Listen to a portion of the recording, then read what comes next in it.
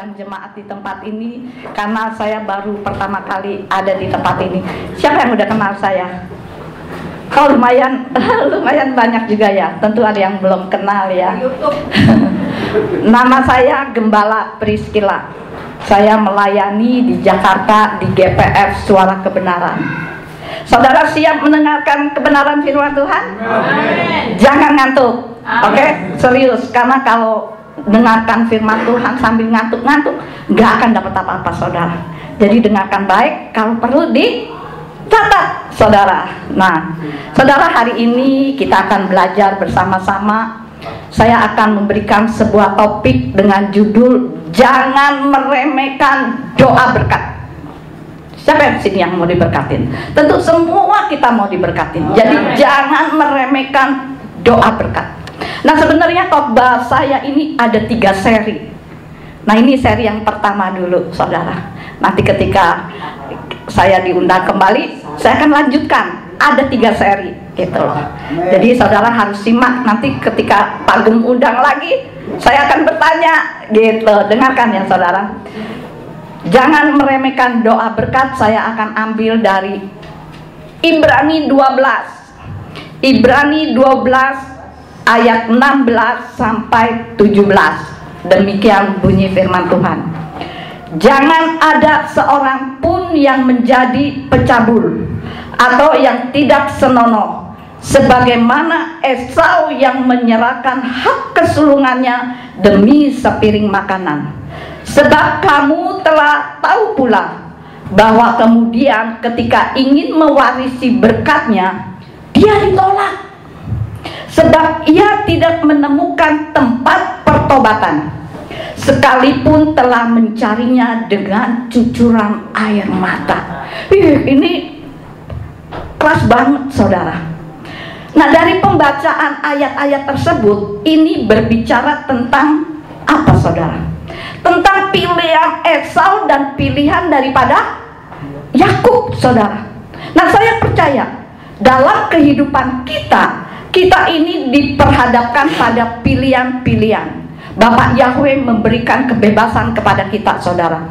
Dan pilihan kita ambil, keputusan yang kita ambil itu sebetulnya sangat menentukan masa depan kita, saudara. Nah, saudara ikut Bapak Yahweh itu tujuannya itu kemana? Hanya saudara sendiri yang tahu, saudara. Nah, dalam Ibrani 12 Paulus menuliskan suatu ayat yang sangat tajam banget, saudara. Suatu ayat yang sangat keras sekali. Sebab sebelumnya di pasal yang ke-11, Ibrani 11, ia berbicara tentang teladan-teladan iman, saudara. Tapi di pasal 12-nya dikatakan apa, saudara? Jangan ada seorang pun yang menjadi pecabul atau yang tidak senonoh, sebagaimana Esau yang menyerahkan hak kesulungannya demi sepiring makanan, saudara. Banyak kan sekarang figur-figur, public figure yang menjual Tuhan Yesua hanya sebuah perkenanan mayoritas, saudara.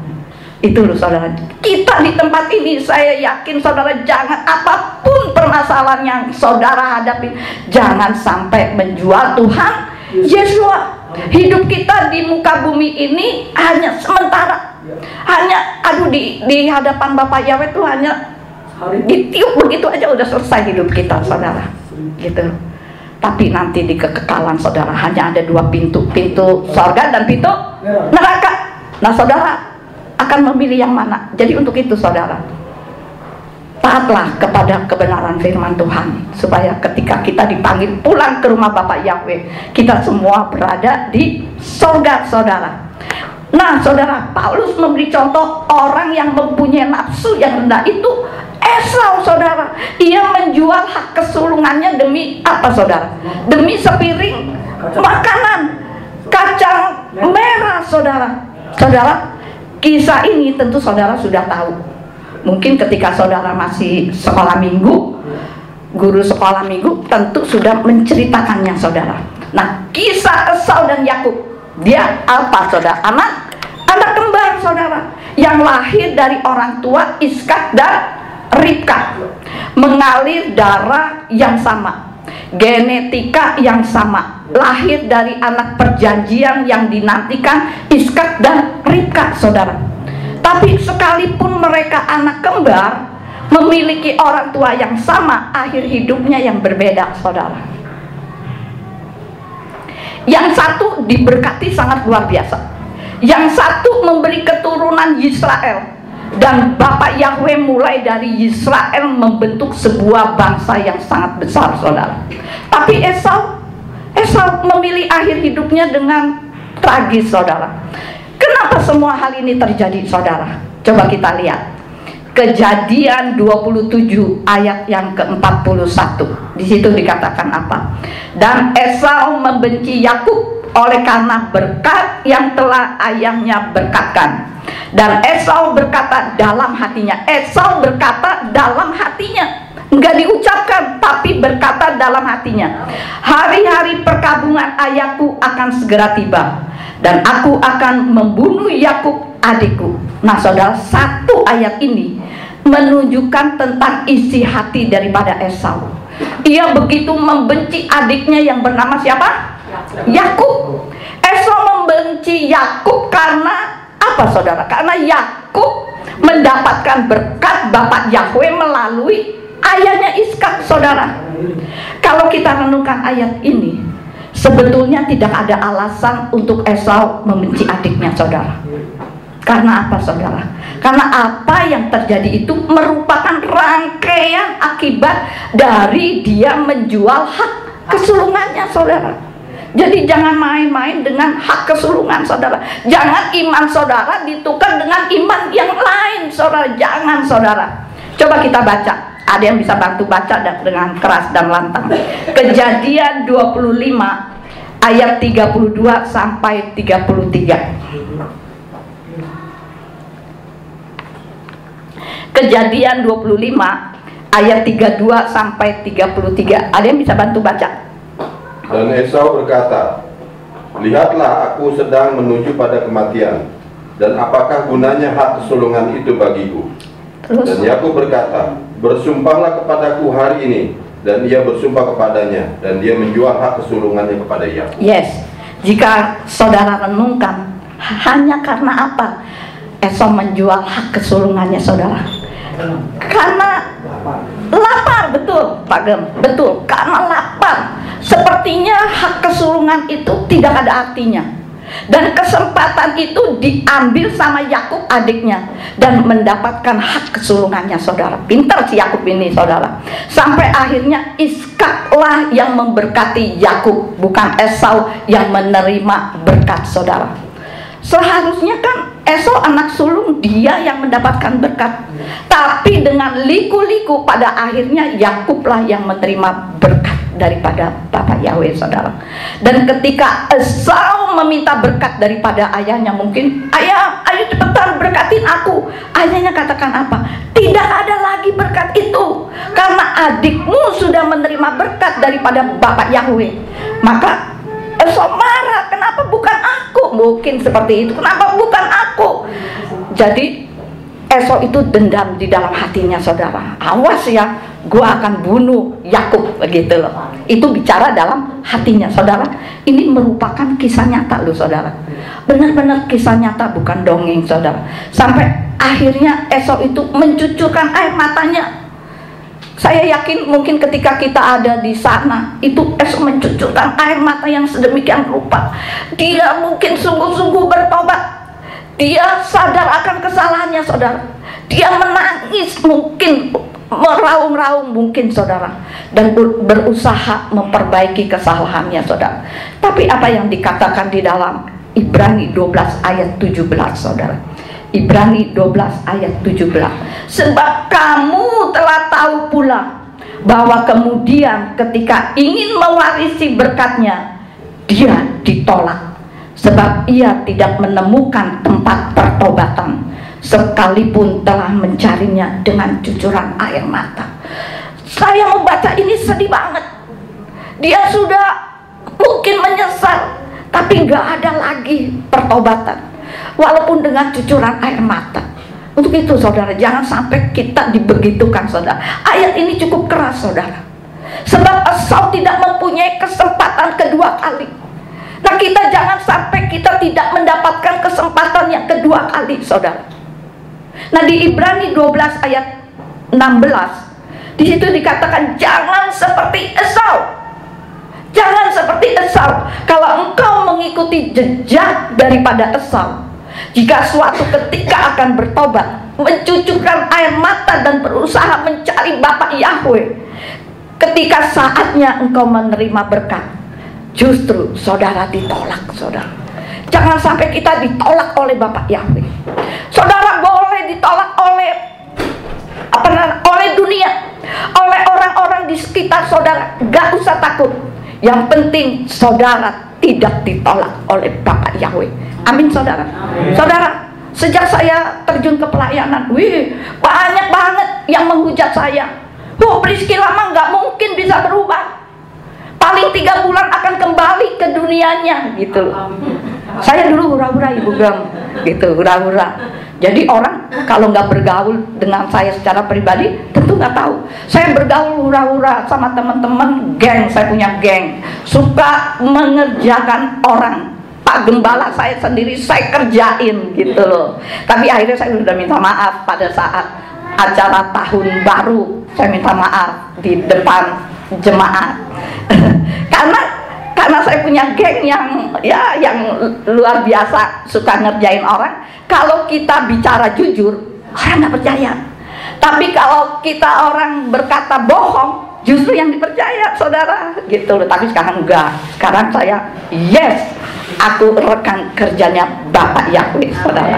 Nah itu, saudara, andai Esau tidak menjual hak kesulungannya, harusnya kita menyembah Tuhannya siapa, saudara?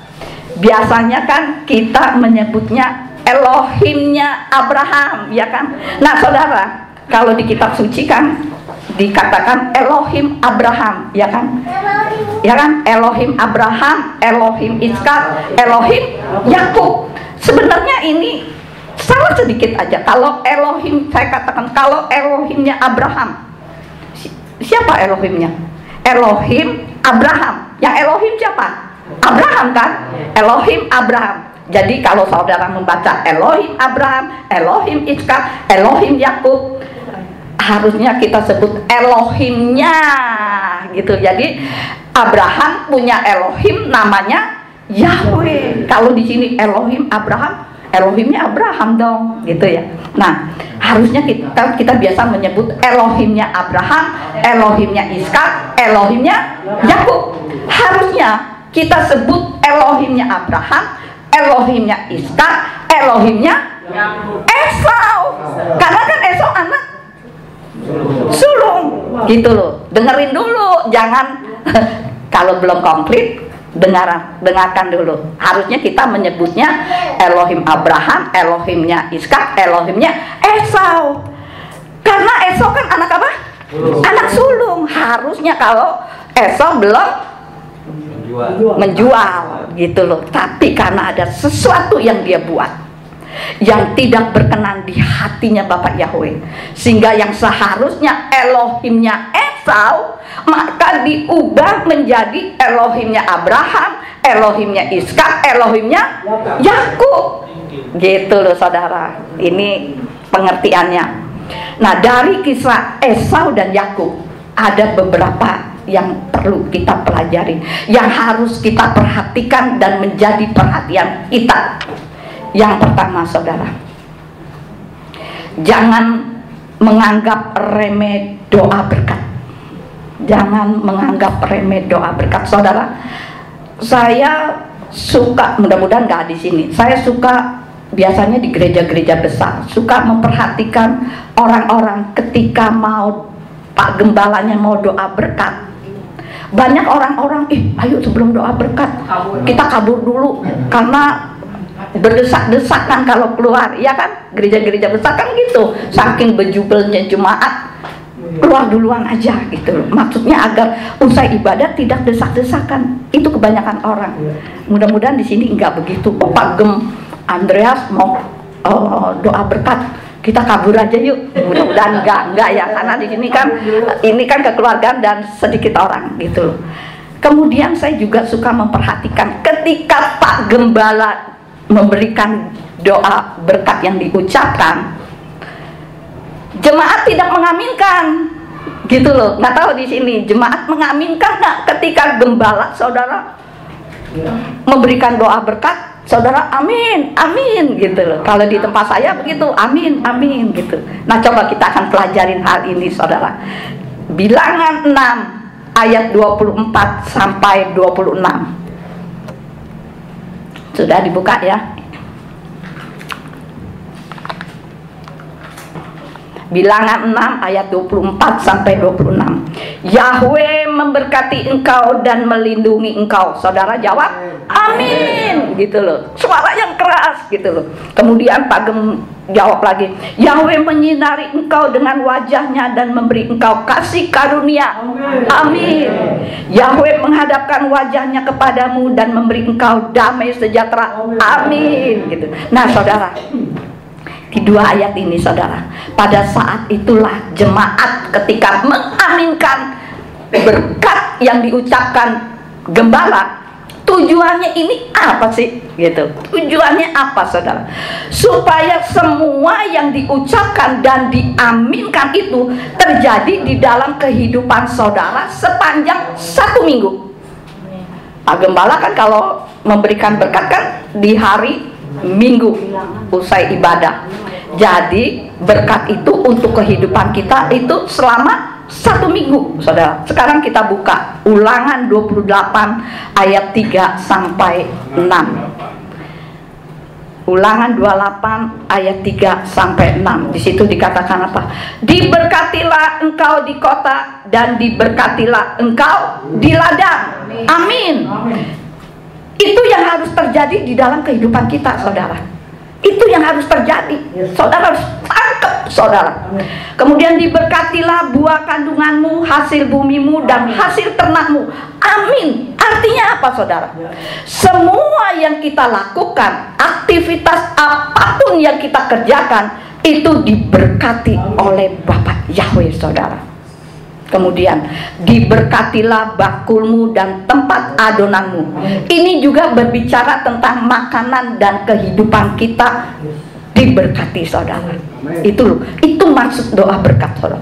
Kemudian diberkatilah engkau pada waktu masuk dan pada waktu keluar. Artinya apa, saudara? Saudara keluar masuk rumah dalam sepanjang minggu ini kan minggu, nanti sampai kembali ke minggu, gitu, sampai saudara menerima berkat pada minggu berikutnya, Bapak Yahweh menyertai kehidupan kita, saudara. Itu arti doa berkat. Jadi jangan meremehkan doa berkat, saudara. Jangan saudara anggap enteng. Jangan saudara anggap remeh berkat itu, saudara. Makanya saudara harus aminkan setiap kali menerima doa berkat, saudara. Itu sebabnya kenapa Esau sampai timbul kebencian terhadap Yakub adiknya, saudara. Karena dia sudah menganggap enteng doa berkat, saudara. Jadi kita jangan main-main dengan namanya doa berkat, saudara. Sekarang saya akan tanya, kalau Pak Gembala sedang memberikan doa berkat kepada saudara, tangan saudara gimana? Nampung. Tangan saudara begini. Sekarang kalau anak kecil, iya, kalau anak kecil menerima makanan dari orang tuanya gimana? Kayak gini, gini. Kalau begini bagaimana? Kejatuh kan? Jadi saya kalau menerima berkat daripada Bapak Yahweh, saya begini. Gini, kalau begini masih jatuh. Kalau saya begini, ini sih pribadi saya ya, nggak tahu ya. Gini, secara logikanya aja nampung gini loh. Nah, sesudah begini, dapat lebih tinggi dari kepala kita begini. Berkat Bapak Yahweh, kita ini aku masukin ke kantong. Gitu. ini kan benar. Masa udah begini lagi kan jatuh, gitu loh. Logikanya kan bener kan? Kalau anak kecil dikasih permen sekrauk gitu begini, makasih mami, makasih papi, masuk kantong, saudara. Nah itu loh, saudara. Itu saya. Saudara, 1 paket ibadah yang benar di hadapan Bapak Yahweh adalah ketika saudara datang tidak terlambat, kemudian sampai menerima berkat dan kita salam-salaman fellowship. Itu merupakan satu paket peribadatan yang lengkap, saudara. Saudara, jika saya pelayanan atau datang ke gereja, saya ibadah di tempat saya, ibadah jam berapa Ibu Yani? Jam 1. Ibu Gemnya datang jam berapa? Jam 9, jam 10 udah kesiangan gitu loh. Jadi saya kalau pelayanan tadi kita berangkat jam berapa? Harus udah kumpul jam berapa? Jam 7, setengah 7. Ibu Julia datang ke tempat saya jam berapa? Setengah 7. Iya. Nah, itu jam 6.15 pagi, padahal ibadah di sini jam 10. Nggak apa-apa, kita belum tahu lokasinya. Jadi lebih baik kita menunggu daripada kita yang ditunggu, deg-degan kan gitu. Nah, itu saya kalau datang ibadah, saya lebih baik pagi-pagi. Pada dulu saya saat persekutuan doa di Cempaka Mas, saya terjun ke pelayanan dari tahun 2003. Semua cowok, saya sendirian yang ratunya gitu, yang perempuan sendiri. Tapi jemaat saya itu setia banget. Ibadah jam 2 saat itu. Ibadah jam 2 saya lagi masih santai-santai. Ibu Gam, aku udah di ruko nih, masih tutup. Kata Pak Yakub, kalau jemaat datang pagi, kamu jangan bilang masih pagi gitu, jangan. Kamu harus tetap layanin gitu loh. Itu artinya jemaat tuh antusias untuk datang ibadah gitu loh. Jadi saya cepet siap-siap cepet berangkat. Jam 9 mereka sudah kumpul, saudara. Senang berada di kemah, senang berada di rumah Tuhan. Kalau kita biasanya itu sharing gitu, ngobrol gitu untuk saling menguatkan. Nah, itu loh saudara. Nah, di tempat ini, sorry tadi saya kok molor sih gitu. Jangan lagi, jangan. Karena kalau udah sekali molor, kata jemaat yang suka molor nih gitu, bukan nyinggung, nabrak langsung gitu loh. Wah, nanti aja, toh nanti ditungguin gitu. Jadi akan semakin lama. Kalau di tempat saya ada 3 orang, 4 orang, 5 orang, waktunya jam 1 mulai. Nah, itu loh. Di sini sebaiknya seperti itu juga. Tepat waktu, ada yang datang apa enggak, tetap dibuka ibadah pembukaan. Itu loh saudara. Coba saudara renungkan, terhadap keperluan duniawi saja saudara bisa tepat waktu loh saudara. Tapi kenapa seringkali kita tidak bisa melakukan tepat waktu untuk kepentingan Bapak Yahweh, saudara? Coba saudara kalau diundang Presiden Prabowo, mau jam berapa saudara datang? Mungkin dari kemarin, mungkin dari seminggu yang lalu, saudara, gue mau pakai baju apa ya? Gitu loh. Saya mau pakai baju apa ya? Tapi kenapa untuk Tuhan nggak bisa gitu loh, saudara? Ketika kita mau pergi ke luar negeri, keluar kota, jam berapa saudara sampai di bandara, saudara? Karena saya pernah ketinggalan pesawat, saudara, karena datangnya telat, saudara. Jadi jangan menyalahkan Bapak Yahweh ketika pintu surga terbuka, saudara belum datang. Pintu tertutup, saudara datang. Bapak Yahweh bilang apa? Sudah tertutup. Gitu loh saudara. Jadi saya minta di tempat ini cobalah untuk tepat waktunya. Gitu. Itu yang pertama saudara. Sekarang yang kedua, pelajaran yang harus kita pelajarin agar menjadi perhatian kita. Hati-hati dengan ucapan saudara. Hati-hati dengan ucapan. Coba kita baca lagi. Kejadian 25 ayat 32. Coba bantu lagi baca. Kejadian 25 ayat 32.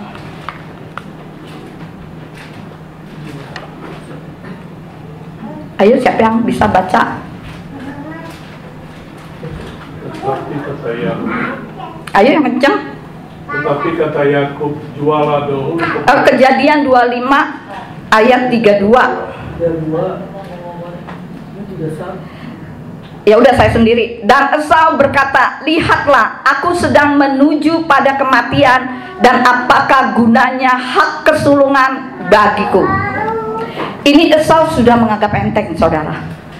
Dia katakan, apakah gunanya hak kesulungan itu bagi aku? Jadi dia menganggap enteng, saudara. Sehingga dia mengucapkan hal-hal yang tidak baik. Dan saya ingatkan bahwa setiap perkataan yang kita ucapkan itu akan dipertanggungjawabkan di hadapan Bapak Yahweh, saudara. Coba kita baca lagi, saudara. Ayo bantu baca Matius 12 ayat 36 sampai 37. Matius 12 ayat 36 sampai 37. Yang keras bacanya. Namun aku berkata kepadamu bahwa setiap perkataan sia-sia yang sekiranya orang akan membicarakannya tentang perkataan itu, mereka harus mempertanggungjawabkannya pada hari pengakhiran. Penghakiman. Terus? Penghakiman. Sebab atas dasar perkataanmu kamu akan dibenarkan, dan atas dasar perkataanmu kamu akan dipersalahkan. Ya. Jadi saudara, jangan main-main dengan apa yang kita ucapkan, saudara. Jangan ucapkan kita apa yang ada di dalam hati kita pun Bapak Yahweh tahu, saudara. Coba kita buka lagi Kejadian 27 ayat yang ke-41. Kejadian 27 ayat yang ke-41. Dan Esau membenci Yakub oleh karena berkat yang telah ayahnya berkatkan. Dan Esau berkata dalam hatinya, nih perhatikan, Esau berkata dalam hatinya, hari-hari perkabungan ayahku akan segera tiba dan aku akan membunuh Yakub adikku. Nah saudara, ucapan Esau itu diucapkan di dalam apa? Dalam hati. Diucapkan secara audible atau di dalam hati? Dalam hati. Jelas kitab suci katakan diucapkan di dalam hati, tapi dicatat oleh Mose, saudara. Mose bisa mencatat bahwa hari-hari perkabungan ayahku akan segera tiba dan aku akan membunuh Yakub adikku. Dan ini adalah Esau berkata di dalam hatinya. Yang jadi pertanyaannya, saudara, bagaimana mungkin dia berkata dalam hatinya dicatat oleh Musa, saudara? Kenapa Musa bisa tahu, bisa mencatat, padahal Esau itu berkata dalam hatinya, saudara?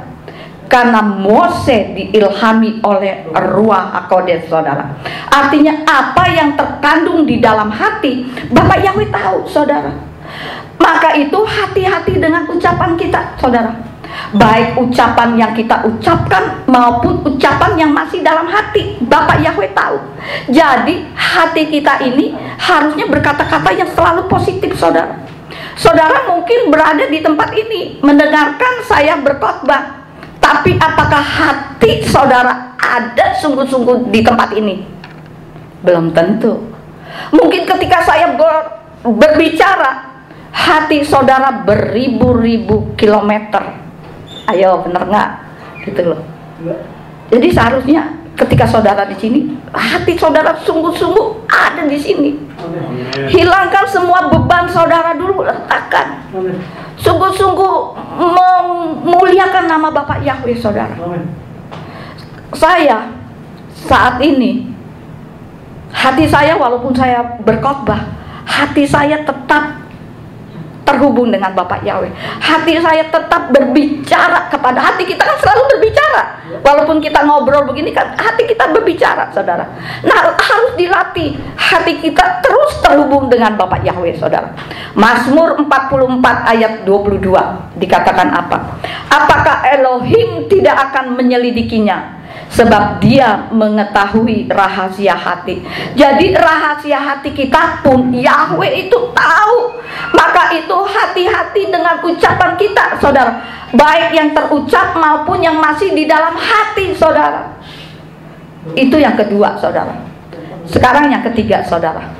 Pelajaran yang harus kita perhatikan dan menjadi perhatian kita apa? Tidak mendapat kesempatan yang kedua kali. Ini yang serem, saudara. Tidak mendapatkan kesempatan kedua kali, saudara. Saudara, kenapa Esau tidak mendapatkan kesempatan kedua kali, saudara? Karena Esau memilih hidup di luar daripada di hadirat Bapak Yahweh. Sedang Yakub memilih tinggal di dalam hadiratnya Bapak Yahweh, saudara.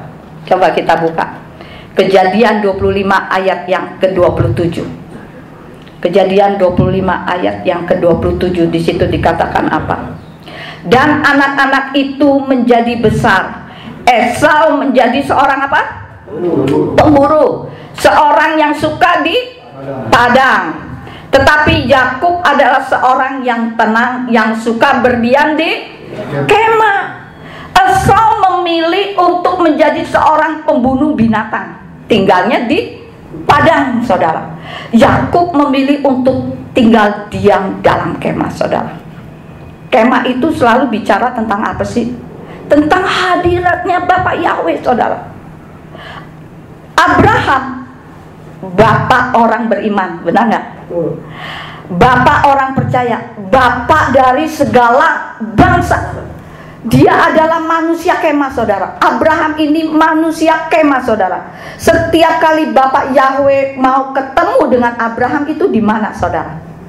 Di kemahnya, saudara.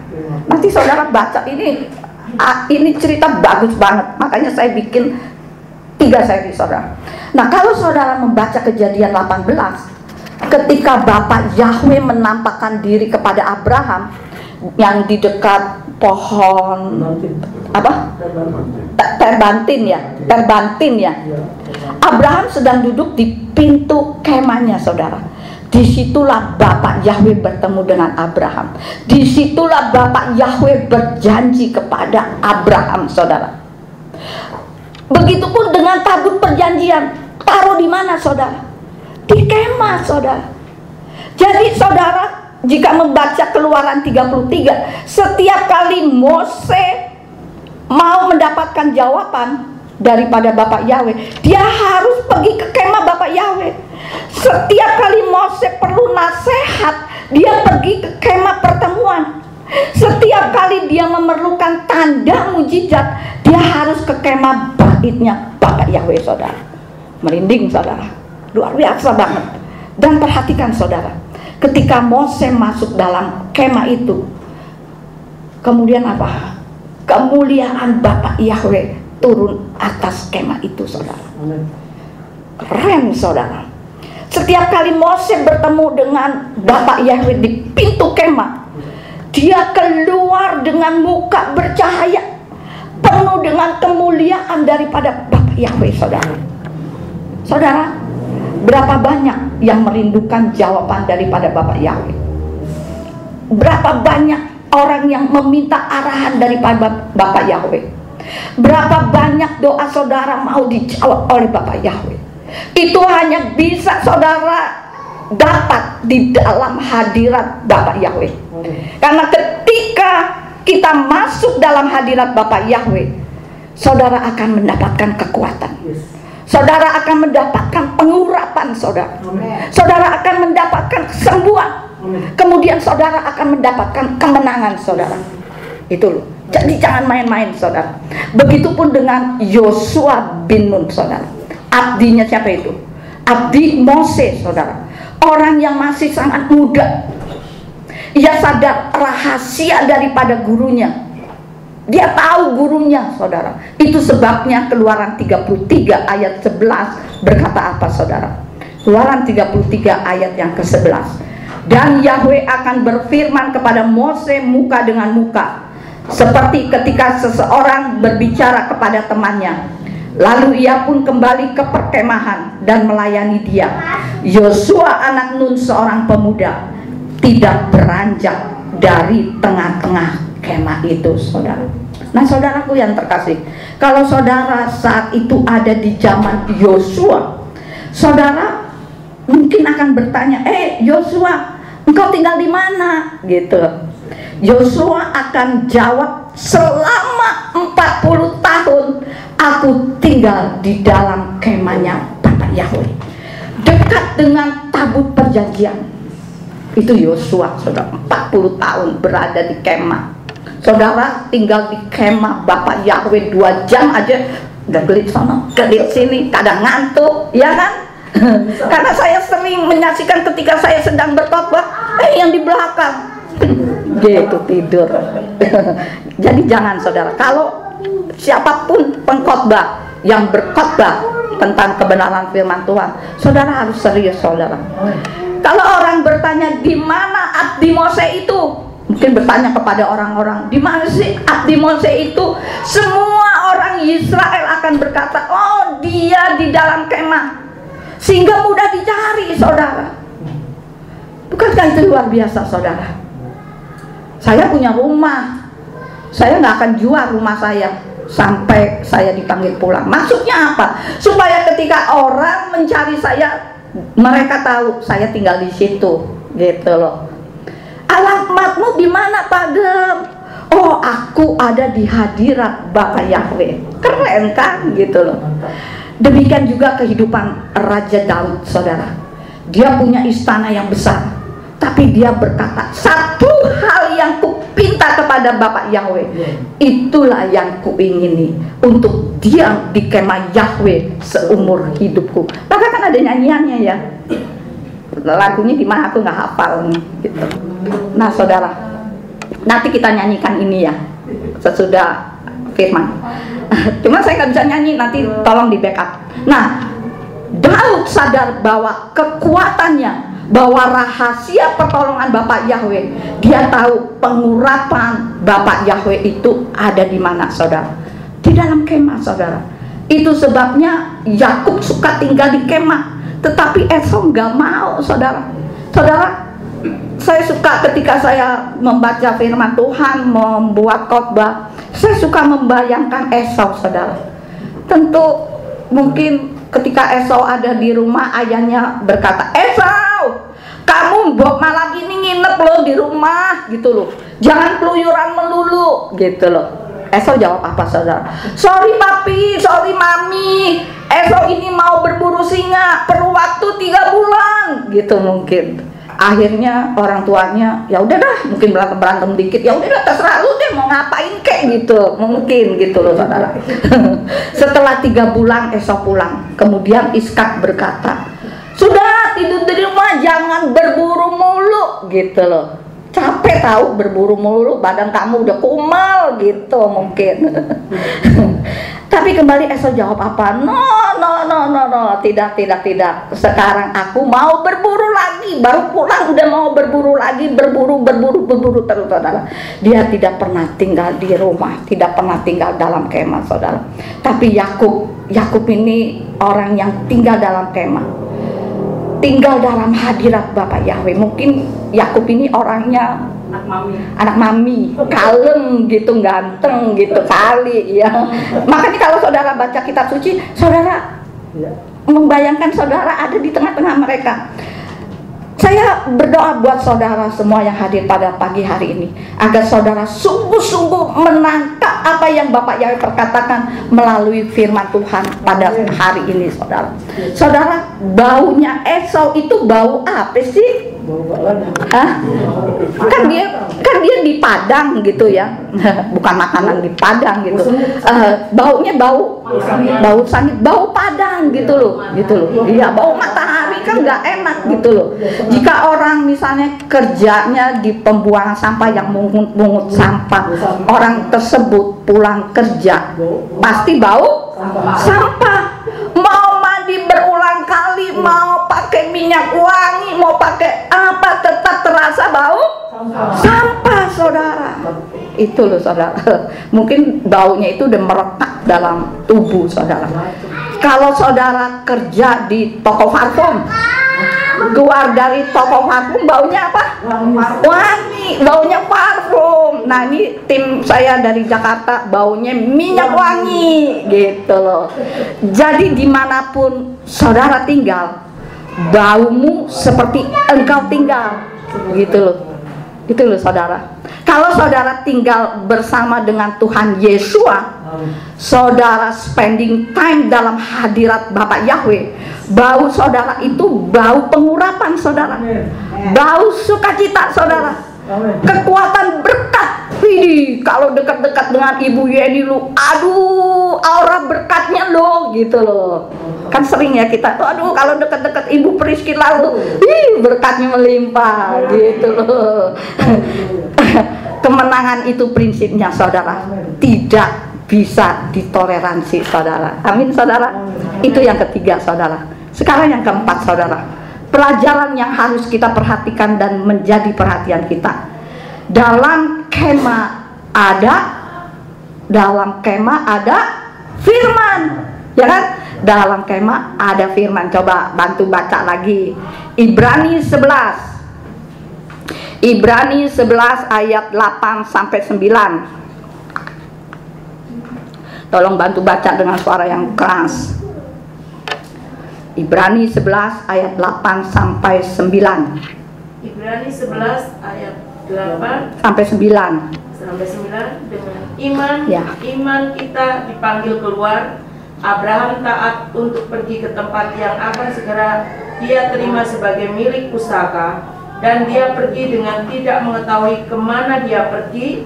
Dengan iman dia hidup sebagai orang asing di tanah perjanjian, seperti di negeri asing, dengan tinggal di dalam kemah-kemah bersama Ishak dan Yakub, sesama pewaris dari janji yang sama. Yes, amin. Di mana Esau? Tidak ada, nggak disebut, ya kan? Di ayat itu kan nggak disebut kan? Karena Esau tidak tinggal di kemah, sehingga tidak tahu di mana Esau tinggal. Di padang. Padang kan luas, padang berantara kan luas.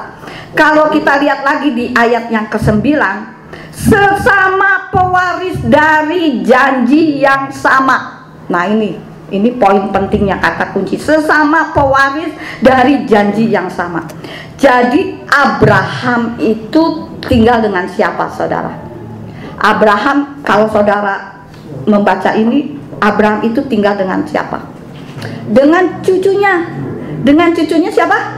Yakub, gitu. Yakub kan cucunya Abraham. Kita hitung-hitungan matematika sebentar.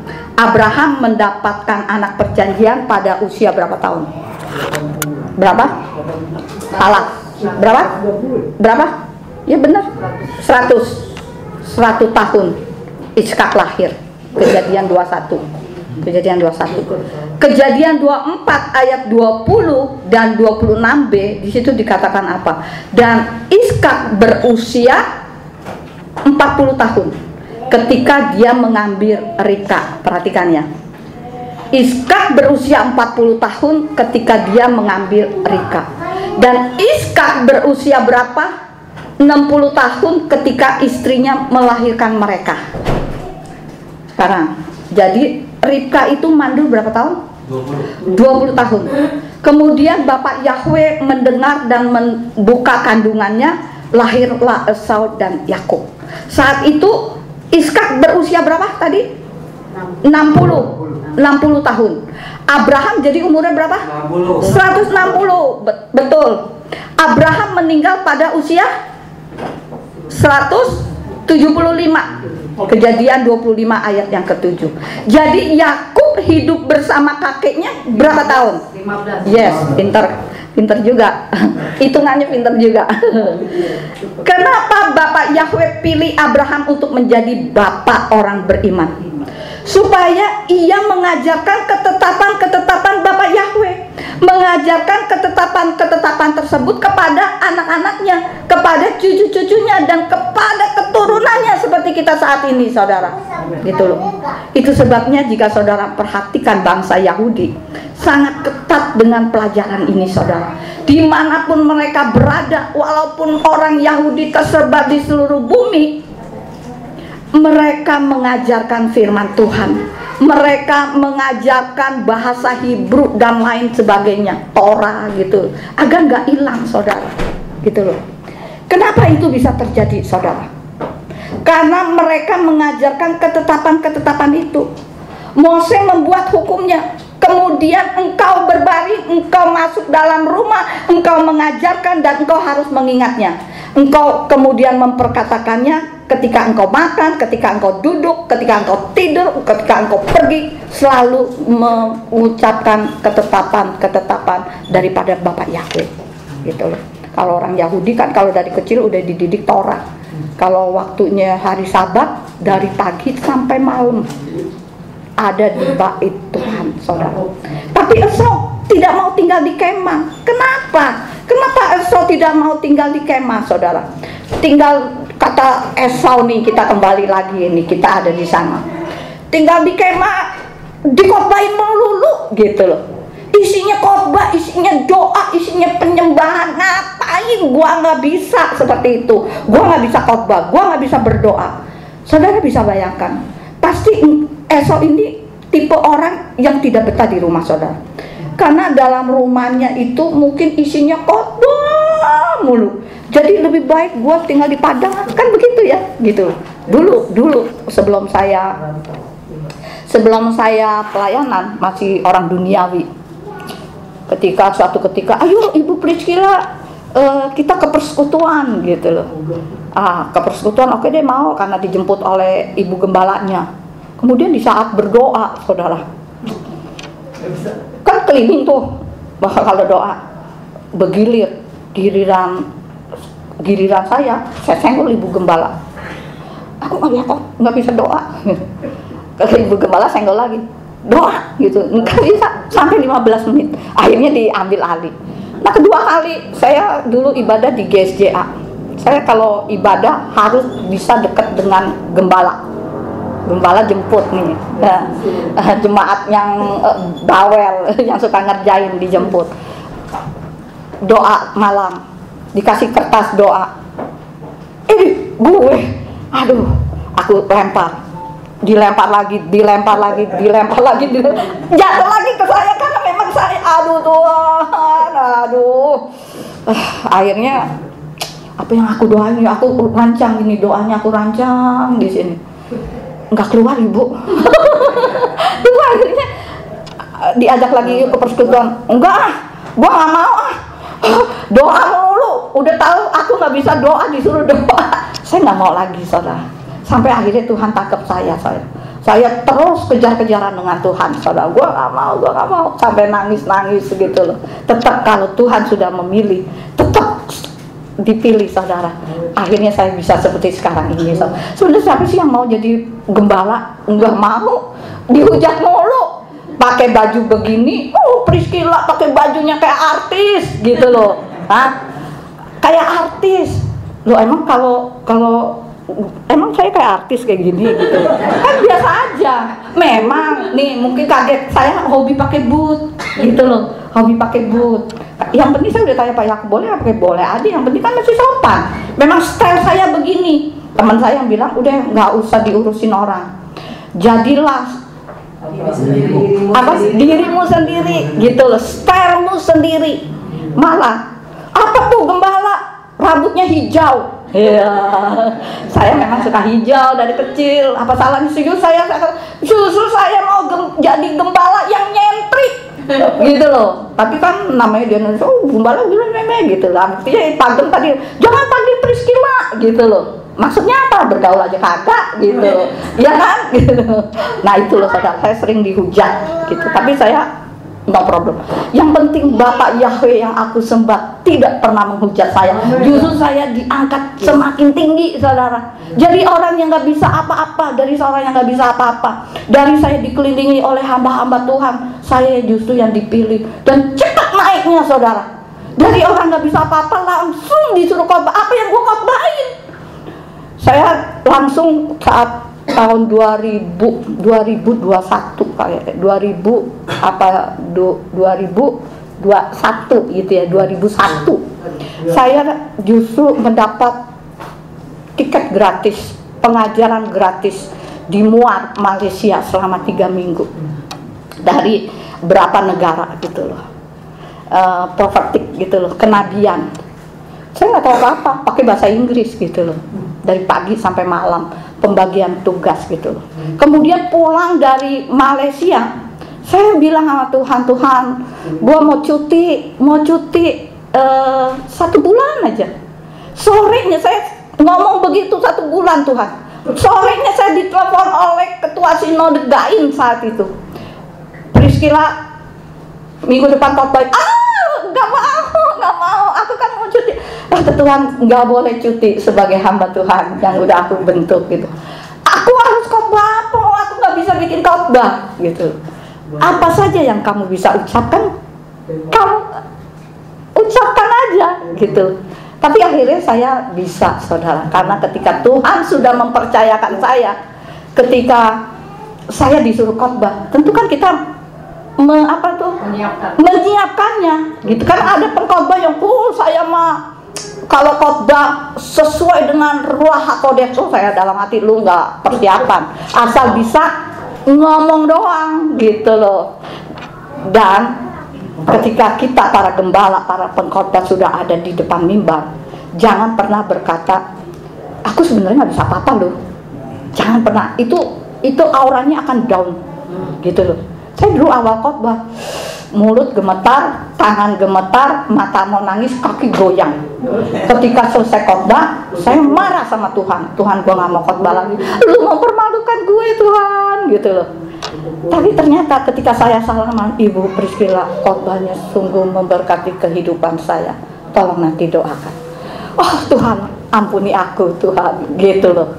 Itu loh. Jadi saudara, sungguh-sungguh kita semua ini sebagai pengikut Tuhan Yesus HaMasiah, jangan pernah menolak pelayanan saudara. Nah, kita lanjutkan. Jadi saudara, tadi sampai mana ya? Esau menganggap remeh, dia tidak mau tinggal di kemah. Jika saudara membaca baik kisah tentang Esau, saudara bisa melihat akibat sikap daripada Esau. Apa akibatnya saudara? Ketika dia tidak mau tinggal di kemah saudara. Kejadian 26 ayat 34. Dan Esau berumur 40 tahun dan dia mengambil istri yaitu Yudit, anak perempuan Berei orang Het, dan Basmat, anak perempuan Elon orang Het. Jadi saudara, mereka semua orang Padang. Orang yang suka berburu, orang yang liar hidupnya saudara, gitu loh. Jadi jika orang kumpul di Padang, maka akan ketemu dengan orang Padang. Jodohnya juga akan ketemu di Padang. Masa depannya, masa depan Padang saudara. Tapi jika saudara tinggal dalam hadirat Bapak Yahweh, maka engkau akan ketemu dengan orang-orang seperti Yakub. Masa depanmu akan baik, engkau akan diberkati, karena engkau tinggal dalam hadirat Bapak Yahweh. Apa akibatnya Esau ambil orang Padang saudara? Ayah ibunya, saya yakin dia menimbulkan kepedihan saudara. Coba kita buka Kejadian 26 ayat 35. Dan mereka itu menimbulkan kepahitan roh bagi Iskak dan Ribka. Jadi ayahnya itu sangat sedih karena Esau itu mendapat istri seorang yang liar gitu loh saudara. Ketika kita punya anak-anak terus ketemu dengan orang yang lain imannya, tentu kita akan merasa sedih gitu loh. Tentu kita akan merasa sedih, bohong kalau nggak sedih gitu loh. Tapi anak-anak sekarang kan banyak yang sekali menyimpang gitu loh. Esau memandang remeh hak kesulungannya dan meremehkan doa berkat saudara. Apa itu hak kesulungan saudara? Apa itu hak kesulungan? Ada yang tahu nggak? Apa itu hak kesulungan? Hak kesulungan itu menjadi pemimpin keluarga, benar nggak? Mewarisi berkat yang dijanjikan. Ahli waris dari berkatnya Abraham, menjadi imam keluarga saudara, mendapat bagian double porsi saudara. Coba buka Ulangan 21 ayat 17. Ulangan 21 ayat 17. Coba bantu baca lagi dong. Ulangan 21 ayat 17. Tetapi ini 17 di LT. Sebaliknya dia harus mengakui yang sulung adalah anak yang dibenci itu, dengan memberikan kepadanya 2 bagian dari segala apa yang didapat sebagai miliknya, karena dialah permulaan kekuatannya, baginya lah hak kesulungan itu. Ya, itu yang dinamakan hak kesulungan saudara, mau dapat bagian 2 porsi saudara. Sebagai anak sulung, bagi Esau itu hanya janji tok, hanya janji tok. Anak sulung itu anak yang pertama dilahirkan oleh orang tuanya. Tapi bagi Esau itu percuma, percuma deh, kesulungan gak ada artinya. Paling-paling hanya ditumpangin tangan oleh bapaknya, gitu mungkin pikirannya. Sehingga ia lebih mementingkan makanan daripada berkat itu. Ia lebih mementingkan berkat jasmani daripada berkatnya rohani saudara. Tapi Yakub berbeda saudara. Dia merindukan yang namanya berkat Abraham. Karena dia tahu firman, saudara.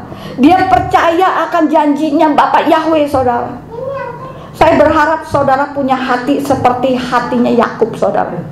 Senang berada di rumah Tuhan, saudara.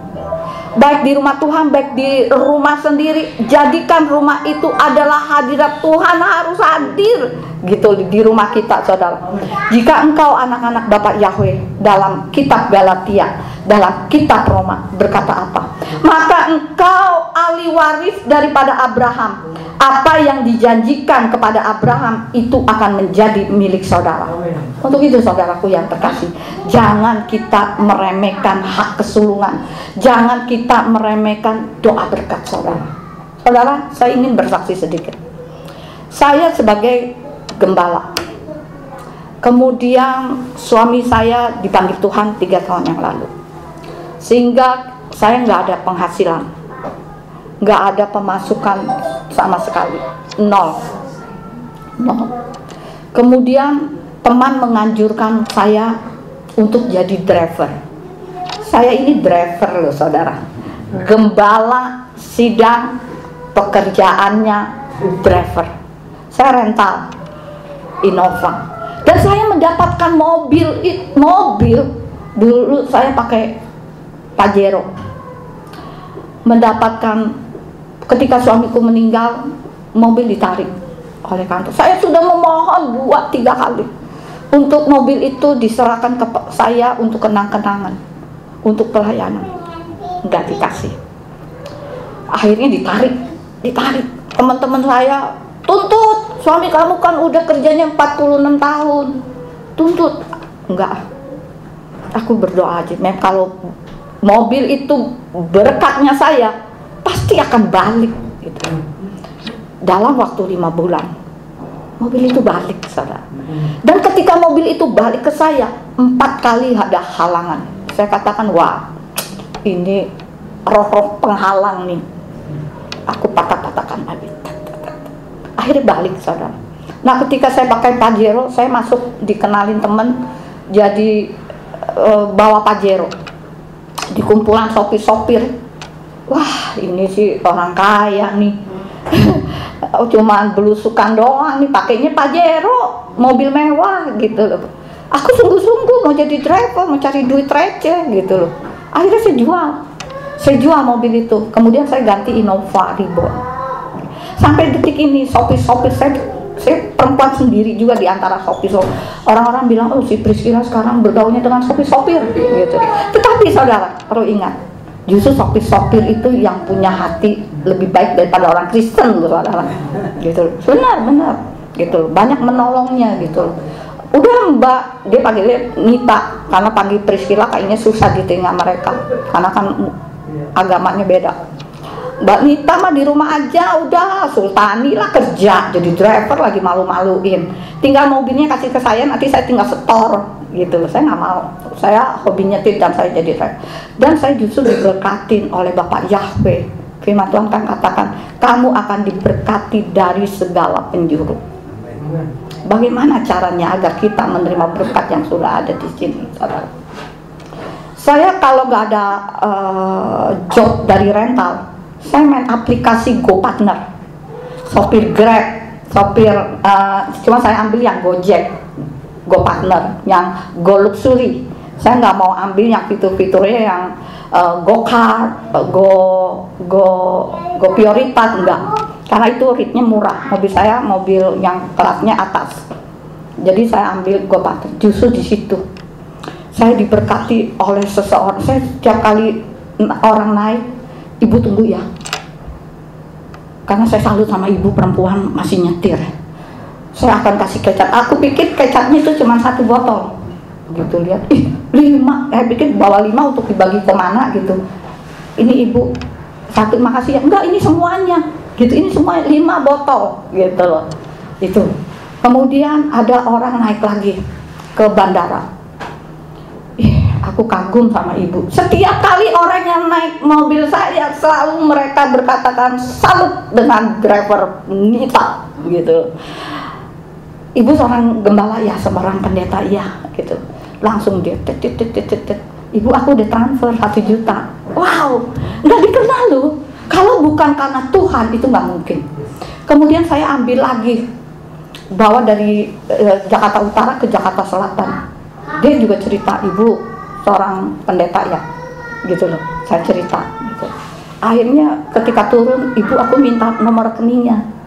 Ya nanti aku catat di mindsetnya aplikasi. Aku pikir kan hanya seorang penumpang ngomong kan bisa aja, ya kan? Ngomong bisa aja. Kemudian udah berapa hari saya lihat rekening, terus catnya kan hilang. Kalau dia cat saya nggak hilang, katanya saya juga baru ngerti cat penumpang nggak hilang, tapi cat di saya itu hilang di aplikasi. Udahlah, paling cuma ngomong doang gitu. Tiba-tiba ketika malam saya lihat rekening, masuk.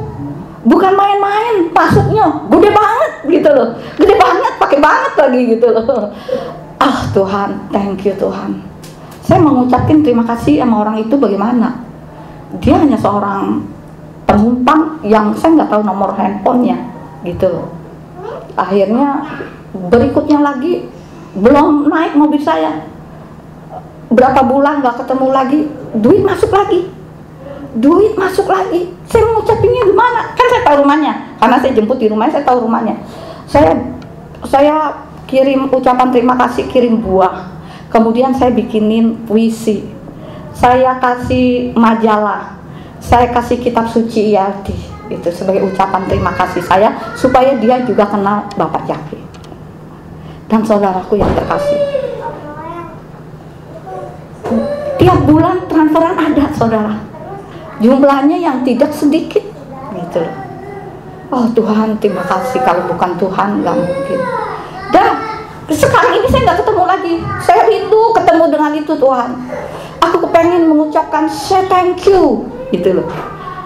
Bukan ketemu di tempat daerah saya, ketemunya di Jakarta Selatan beberapa hari yang lalu. Kalau saudara dengarkan video-video tentang driver Nita, pasti saudara tahu. Ketemu ketika saya anterin orang Korea di Damawangsa, kemudian saya turunkan, aplikasi saya bunyi 2 menit, cuma tikungan belok begitu. Ketika saya tanya satpamnya apakah ini benar, muncul orang itu. Wow, Bapak, udah lama gak ketemu, saya thank you untuk berkat-berkatnya gitu loh saudara. Saya turunkan lagi, sampai sekarang saya gak ketemu lagi, tapi berkat itu ada saudara. Kadang satu hari 2 transferan, dalam 3 hari 3 transferan dalam 1 bulan. Bulan kemarin 1 bulan, awal bulan sampai akhir bulan transferan masuk. Kalau bukan pemeliharaan Tuhan nggak mungkin.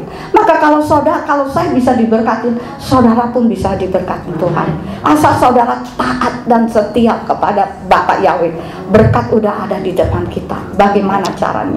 Saudara harus tekun. Saudara harus benar-benar menyerahkan seluruh kehidupan saudara di tangan Bapak Yahweh. Ketika saudara sudah menyerahkan kehidupan saudara, jangan saudara merasa khawatir, jangan saudara merasa bimbang.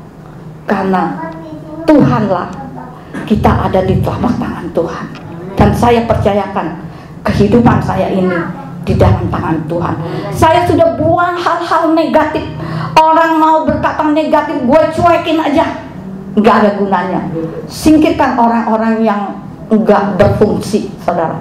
Pilihlah orang-orang yang seiman, yang bisa membangun roh kita, saudara, sehingga kita benar-benar positif.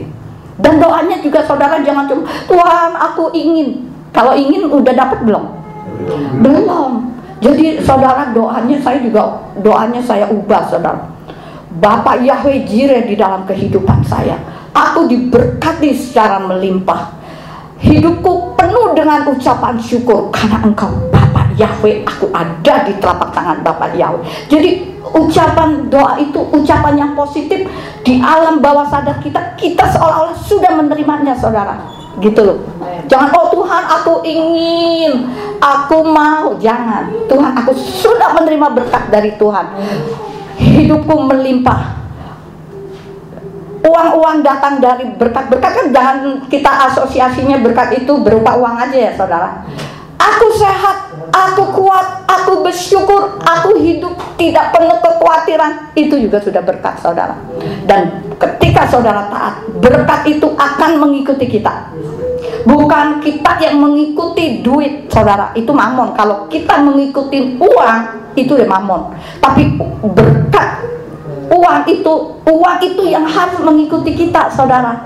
Gitu. Saya sudah mendapatkan, saudara, di tahun 2025 ini gebrakan iman saya bahwa Bapak Yahweh Jireh, berkat-berkat yang aku terima itu dari segala penjuru, gitu loh.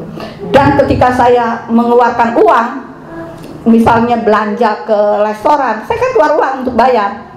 Saya akan berdoa, uang yang saya keluarkan untuk kebahagiaanku akan kembali dengan berlipat kali ganda. Nah itu, saudara coba praktekkan, gitu. Tapi dengan sungguh-sungguh, dan berkat itu akan datang kepada kita. Kita harus bekerja. Saya sebagai driver, berkat itu nggak semerta-merta itu datang. Saya bekerja, saya taat kepada firman Tuhan, dan Tuhan membuka pintu-pintu berkat itu dari saya kerja. Kalau nggak kerja, kan dikatakan nggak kerja jangan makan, gitu loh. Nah itu aja, saudara. Jadi ketika saudara Pak Gem nanti doa berkat jangan dikasihkan ke pengkhotbah lain, Pak. Jadi doa berkat di tiap-tiap minggu itu harus gembala sidangnya. Ada yang ini Ibu Priscilla doa berkat, no, saya nggak mau. Harus gembala sidang sendiri, karena urapan gembala itu untuk jemaat dalam satu minggu. Amin. Sekian firman Tuhan. Mari saja untuk bangkit berdiri, kita naikkan satu pujian. Lagunya apa ya? Tadi dia tuh yang lagu apa? Yang lagu diberkatilah, bisa nggak? Atau itu aja deh yang tadi lagu Hebrew. Kiko Ahab, ada Indonesianya nggak? Nggak ada ya? Nggak ada ya? Oke, nggak apa-apa, Ibraninya aja. Sebenarnya Indonesia juga bagus. Bantu dong BK. Aku nggak bisa nyanyi soalnya. Ayo saya ajak bangkit berdiri.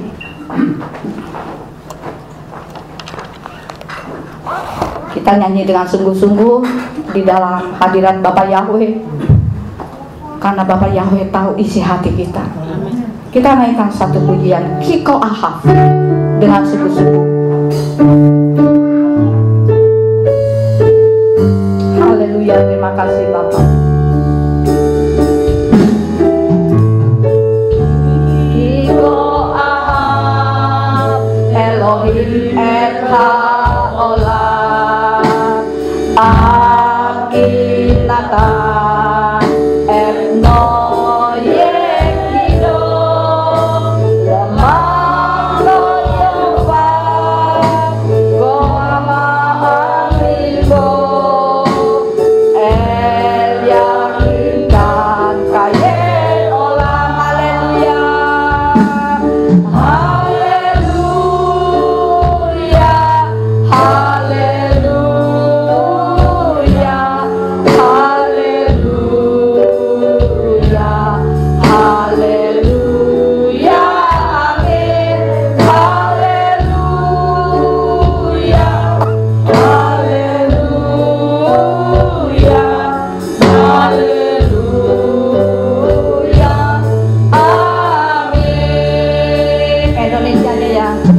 Besar kasih Bapa kepada dunia ini, sehingga Ia memberikan Yesus bagi yang percaya kepadanya,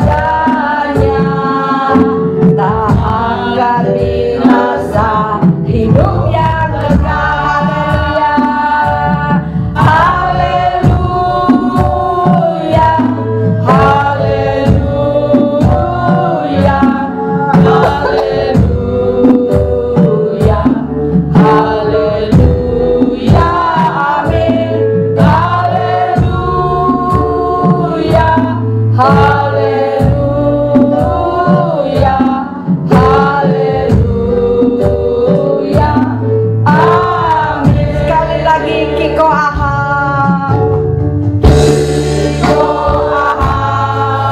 Elohim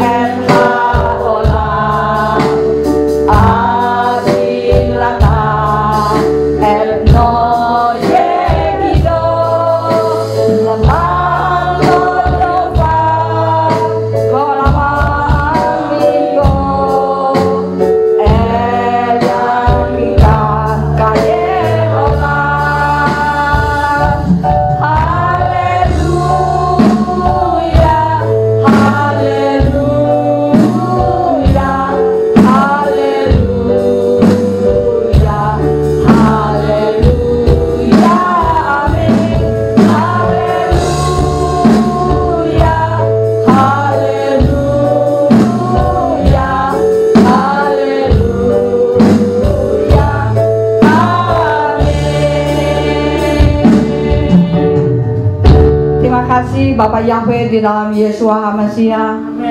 Kami telah mendengarkan isi hati-Mu ya Bapak.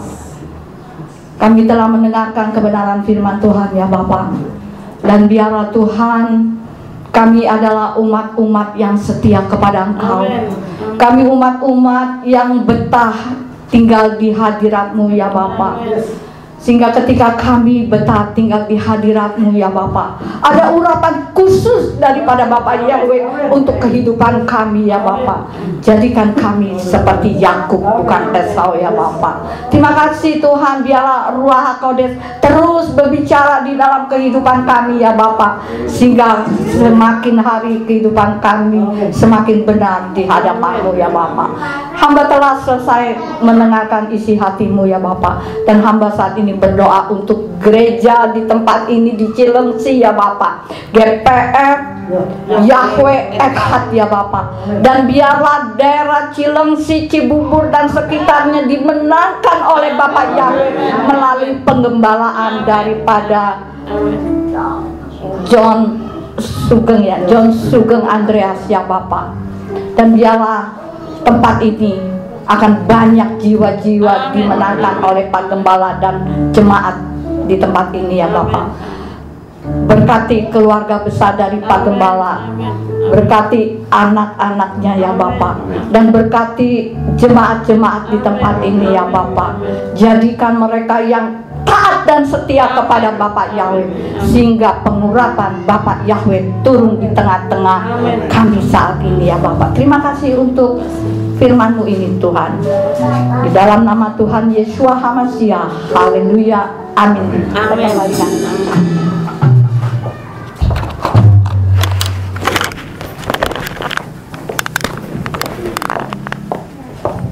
Shalom, semuanya diberkati. Terima kasih buat Ibu Gembala Priscilla yang sudah memberkati lewat kebenaran Dafar Elohim. Kiranya Bapak Yahweh memberkati berlimpah-limpah. Ya, kita catat bahwa Bu Priscilla punya khotbah 3 sen. Jadi bawa Pajero di kumpulan sopir-sopir. Wah, ini sih orang kaya nih. Cuman belusukan doang nih, pakainya Pajero, mobil mewah gitu loh. Aku sungguh-sungguh mau jadi driver, mau cari duit receh gitu loh. Akhirnya saya jual mobil itu. Kemudian saya ganti Innova Reborn. Sampai detik ini sopir-sopir saya perempuan sendiri juga di antara sopir-sopir. Orang-orang bilang, oh si Priscilla sekarang bergaulnya dengan sopir-sopir gitu. Tetapi saudara perlu ingat, justru sopir-sopir itu yang punya hati lebih baik daripada orang Kristen loh saudara. Gitu. Benar gitu. Banyak menolongnya gitu. Udah Mbak, dia panggilnya Nita, karena panggil Priscilla kayaknya susah di telinga mereka, karena kan agamanya beda. Mbak Nita mah di rumah aja, udah sultani lah kerja, jadi driver lagi malu-maluin. Tinggal mobilnya kasih ke saya, nanti saya tinggal setor gitu. Saya nggak mau, saya hobi nyetir dan saya jadi driver.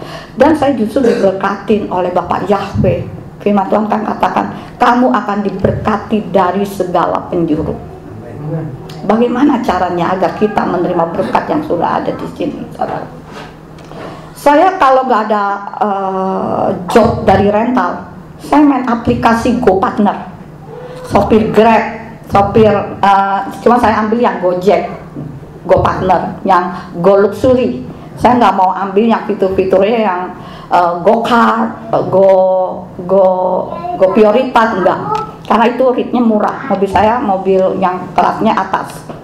Jadi saya ambil GoPartner. Justru di situ saya diberkati oleh seseorang. Saya setiap kali orang naik, ibu tunggu ya. Karena saya salut sama ibu perempuan masih nyetir. Saya akan kasih kecap. Aku pikir kecapnya itu cuma 1 botol. Gitu lihat, 5. Saya pikir bawa 5 untuk dibagi kemana gitu. Ini ibu 1, makasih ya. Enggak, ini semuanya. Gitu, ini semua 5 botol gitu loh. Itu. Kemudian ada orang naik lagi ke bandara. Aku kagum sama ibu. Setiap kali orang yang naik mobil saya selalu mereka berkatakan salut dengan driver Nita gitu. Ibu seorang gembala ya, seorang pendeta ya gitu. langsung dia tet, ibu aku udah transfer 1 juta. Wow, nggak dikenal loh. Kalau bukan karena Tuhan itu nggak mungkin. Kemudian saya ambil lagi, bawa dari Jakarta Utara ke Jakarta Selatan. Dia juga cerita, ibu seorang pendeta ya, gitu loh. Saya cerita gitu. Akhirnya ketika turun, ibu aku minta nomor rekeningnya. Ya nanti aku catat di mindsetnya aplikasi. Aku pikir kan hanya seorang penumpang ngomong kan bisa aja, ya kan? Ngomong bisa aja. Kemudian udah berapa hari saya lihat rekening, terus catnya kan hilang. Kalau dia, cat saya nggak hilang katanya, saya juga baru ngerti cat penumpang nggak hilang, tapi cat di saya itu hilang di aplikasi. Udahlah, paling cuma ngomong doang gitu. Tiba-tiba ketika malam saya lihat rekening, masuk. Bukan main-main, masuknya gede banget gitu loh, gede banget, pakai banget lagi gitu loh. Tuhan, thank you Tuhan. Saya mengucapkan terima kasih sama orang itu. Bagaimana? Dia hanya seorang penumpang yang saya nggak tahu nomor handphonenya gitu loh. Akhirnya berikutnya lagi belum naik mobil saya, berapa bulan nggak ketemu lagi, duit masuk lagi. Saya mengucapinnya gimana? Kan saya tahu rumahnya, karena saya jemput di rumahnya, saya tahu rumahnya. Saya kirim ucapan terima kasih, kirim buah. Kemudian saya bikinin puisi. Saya kasih majalah. Saya kasih kitab suci ILD. Itu sebagai ucapan terima kasih saya, supaya dia juga kenal Bapak Yahweh. Dan saudaraku yang terkasih, tiap bulan transferan ada, saudara. Jumlahnya yang tidak sedikit gitu loh. Tuhan, terima kasih. Kalau bukan Tuhan nggak mungkin. Dan sekarang ini saya nggak ketemu lagi. Saya rindu ketemu dengan itu Tuhan. Aku kepengen mengucapkan say thank you gitu loh. Bukan ketemu di tempat daerah saya, ketemunya di Jakarta Selatan beberapa hari yang lalu. Kalau saudara dengarkan video-video tentang driver Nita, pasti saudara tahu. Ketemu ketika saya anterin orang Korea di Damawangsa, kemudian saya turunkan, aplikasi saya bunyi 2 menit, cuma tikungan belok begitu. Ketika saya tanya satpamnya apakah ini benar, muncul orang itu. Wow, Bapak, udah lama gak ketemu, saya thank you untuk berkat-berkatnya gitu loh saudara. Saya turunkan lagi, sampai sekarang saya gak ketemu lagi, tapi berkat itu ada saudara. Kadang satu hari 2 transferan, dalam 3 hari 3 transferan dalam 1 bulan. Bulan kemarin 1 bulan, awal bulan sampai akhir bulan transferan masuk. Kalau bukan pemeliharaan Tuhan nggak mungkin. Maka kalau saya bisa diberkati, saudara pun bisa diberkati Tuhan. Asal saudara taat dan setia kepada Bapak Yahweh, berkat udah ada di depan kita. Bagaimana caranya? Saudara harus tekun. Saudara harus benar-benar menyerahkan seluruh kehidupan saudara di tangan Bapak Yahweh. Ketika saudara sudah menyerahkan kehidupan saudara, jangan saudara merasa khawatir, jangan saudara merasa bimbang. Karena Tuhanlah, kita ada di telapak tangan Tuhan. Dan saya percayakan kehidupan saya ini di dalam tangan Tuhan. Saya sudah buang hal-hal negatif. Orang mau berkata negatif, gue cuekin aja, nggak ada gunanya. Singkirkan orang-orang yang nggak berfungsi, saudara. Pilihlah orang-orang yang seiman, yang bisa membangun roh kita, saudara, sehingga kita benar-benar positif. Dan doanya juga saudara jangan cuma Tuhan aku ingin. Kalau ingin udah dapat belum? Belum. Jadi saudara doanya saya ubah saudara. Bapak Yahweh Jireh di dalam kehidupan saya. Aku diberkati secara melimpah. Hidupku penuh dengan ucapan syukur karena Engkau Bapak Yahweh. Aku ada di telapak tangan Bapak Yahweh. Jadi ucapan doa itu ucapan yang positif di alam bawah sadar kita seolah-olah sudah menerimanya saudara, gitu loh. Jangan Tuhan aku ingin, aku mau, jangan. Tuhan aku sudah menerima berkat dari Tuhan, hidupku melimpah, uang-uang datang dari berkat-berkat. Kan jangan kita asosiasinya berkat itu berupa uang aja ya saudara. Aku sehat, aku kuat, aku bersyukur, aku hidup tidak penuh kekhawatiran. Itu juga sudah berkat saudara. Dan ketika saudara taat, berkat itu akan mengikuti kita. Bukan kita yang mengikuti duit, saudara. Itu mamon. Kalau kita mengikuti uang, itu ya mamon. Tapi berkat, uang itu yang harus mengikuti kita, saudara. Gitu. Saya sudah mendapatkan, saudara. Di tahun 2025 ini gebrakan iman saya bahwa Bapak Yahweh Jireh, berkat-berkat yang aku terima itu dari segala penjuru, gitu loh. Dan ketika saya mengeluarkan uang, misalnya belanja ke restoran, saya kan keluar uang untuk bayar. Saya akan berdoa, uang yang saya keluarkan untuk kebahagiaanku akan kembali dengan berlipat kali ganda. Nah itu, saudara coba praktekkan. Gitu. Tapi dengan sungguh-sungguh, dan berkat itu akan datang kepada kita. Kita harus bekerja. Saya sebagai driver, berkat itu nggak semerta-merta itu datang. Saya bekerja, saya taat kepada firman Tuhan, dan Tuhan membuka pintu-pintu berkat itu dari saya kerja. Kalau nggak kerja, kan dikatakan nggak kerja jangan makan, gitu loh. Nah itu aja saudara. Jadi ketika saudara Pak Gem nanti doa berkat jangan dikasihkan ke pengkhotbah lain, Pak. Jadi doa berkat di tiap-tiap minggu itu harus gembala sidangnya. Ada yang ini Ibu Priscilla doa berkat, no, saya nggak mau. Harus gembala sidang sendiri. Karena urapan gembala itu untuk jemaat dalam 1 minggu. Amin. Amin. Sekian firman Tuhan.